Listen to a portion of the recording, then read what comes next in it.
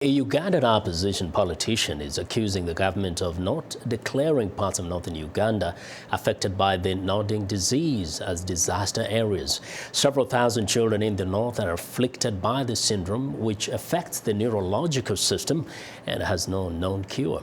Voice of America's Ndiho has more. The World Health Organization says the mysterious nodding disease in northern Uganda is afflicting over 4,000 children and has caused the death of more than 200 children since it was first reported by the country's Minister of Health in 2009. Victims tend to have seizure-like episodes and constant head nodding. Nancy Lomaka is 12 years old and suffers from the dreaded nodding syndrome.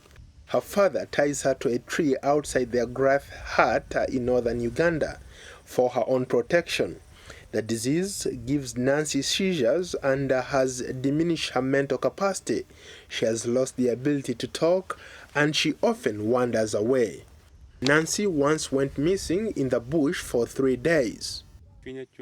In our tradition, it is a taboo. It is not something heard of that you would tie someone to a tree, but because I want to save her life. I don't want her to go to the bush and get burnt. I don't want her to go and drown in the river nearby, and I don't want her to fall in fire. As you have seen, the wounds on her fingers are from falling in fire. Beatrice, Atim, an opposition member of parliament, FDC party, from Ketugum district in northern Uganda, accuses the government of neglecting families coping with the disease, and she calls on the Ugandan leadership to declare the affected area a disaster zone. If there's a problem, a sickness of that magnitude, the government should be free to let it be examined and tested for a result.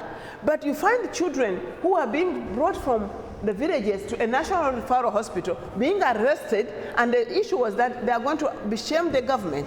We have asked the place to be declared a disaster area. The government has refused. The suspicion we even have among the communities is that during the war, probably the missiles which were used or the war machinery which were used could have been poisonous, or even the same food items which were distributed could have had some chemicals or poison in it. And of course, the empirical evidence is the burden is upon the government to come out and prove that what the people are suspecting is not true. The Ugandan government has dispatched a team of experts from the nation's Minister of Health to the region, along with officials from the World Health Organization and the U.S. Centers for Disease Control to focus on finding a treatment for the disease. The group plans to conduct trials on several different types of seizure medication as well as supplements of vitamin B6.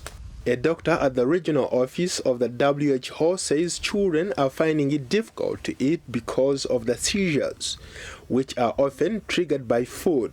Many children who have nodding syndrome become affected in different ways. The issue is that there is a general effect on their neurological system, to the extent that some can be impaired in vision, in eating, even in mere recognition of their immediate environment.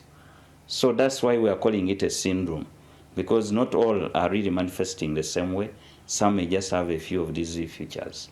Researchers and experts from the CDC have been examining and searching for the origins of the disease. They say there is a possible link between the black fly-borne parasite that causes river blindness and nodding syndrome. We've done extensive laboratory investigations trying to find the cause for nodding syndrome.